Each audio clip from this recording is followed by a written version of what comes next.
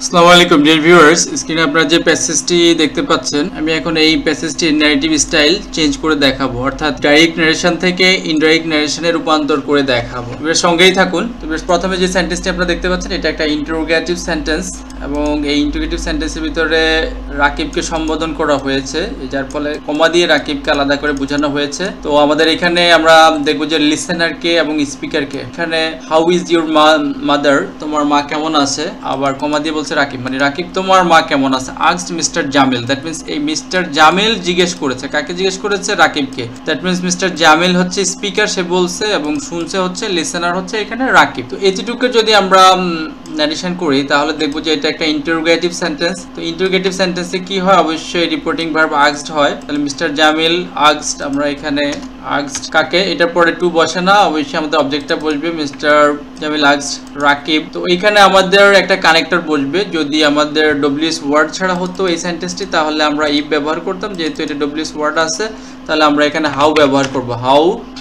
তারপর আমরা দেখি যে এখানে সেকেন্ড পারসন আছে, হাউ ইউর মাদার, তারপর সাবজেক্ট আসবে যেটা। তো আমাদের এখানে যে সাবজেক্টটা বলবে সেটা হচ্ছে যেমন ইউর মাদার, ইউর মাদার হচ্ছে ইউটা হচ্ছে সেকেন্ড পারসন, এটা অবজেক্ট অনুযায়ী। তো অবজেক্ট কি? অবজেক্ট হচ্ছে রাকিব, তাহলে হচ্ছে হিজ মাদার। তাহলে হিজ বলতে এখানে আর দিয়ে দিলাম যাতে বোঝা যায়, হিজ মানে রাকিবস মাদার, মাদার।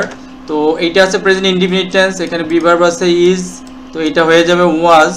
তাহলে আমাদের হয়ে গেল mister Jamil asked Rakib how is his mother was। তো এতটুকু হয়ে গেল। এখন আমরা দেখি she is very well thank you, সে ভালো আছে, ধন্যবাদ তোমাকে, এবং ধন্যবাদ দিল রাকিব রিপ্লাইড। এখন এই যে রাকিবকে বললো আগে জামিল, এখন রাকিব কিন্তু প্রত্যুত্তর করলো। তো রিপ্লাইডের জায়গায় আমরা রিপ্লাইডে রাখবো। তাহলে আমরা এখানে দেখি যে রাকিব রিপ্লাইড, তাহলে রাকিব রিপ্লাইড আমরা নিয়ে আসলাম। ওকে, তাহলে রিপ্লাইডের পর অবজেক্ট বসানো দরকার, রিপ্লাইড দ্যাট।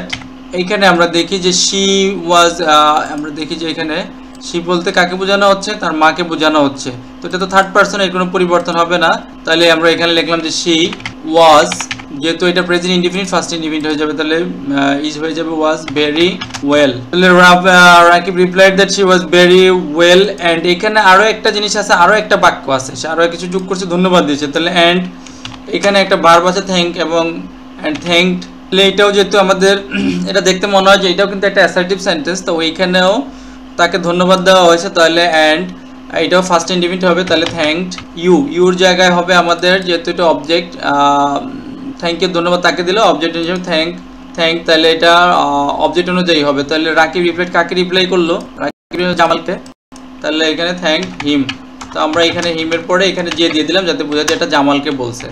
তারপরে আমরা দেখি যে এখানে আরো কিছু কথা বলছে, শি হ্যাজ বিন ইল, সে অসুস্থ ছিল, বা but now she is quite well, সে এখন অনেক ভালো। এই কথাটা কার হইতে পারে? নিশ্চয়ই, যেহেতু রাকিবরে জিজ্ঞেস করছিল, রাকিবের মা সম্পর্কে বলা হয়েছে যে সে অসুস্থ ছিল, তো এটা রাকিবই বলছে। তাহলে এখানে আমরা লিখতে পারি যে রাকিব আরো বলছে, ঠিক আছে। ওকে, তাহলে আরো বলা মানে ক্যাডেড। তো এইটার পর অবজেক্ট বসবে না, আমরা জাস্ট দ্যাট দিয়ে কানেক্ট করে দেবো, দ্যাট শি হ্যাজ বিন ইল, তাহলে সেখানে হবে শি হ্যাড বিন, হ্যাজের জায়গায় হ্যাড হবে।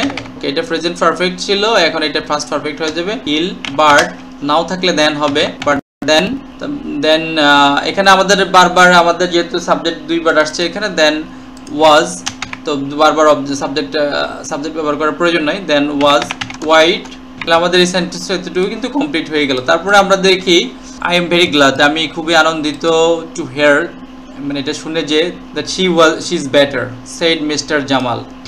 তাহলে এখানে আমাদের জামাল আরো বললো, তাহলে জামাল কিন্তু আগে অ্যাক্ট করছে, তাহলে এখানে জামাল অ্যাডেড দ্যাট।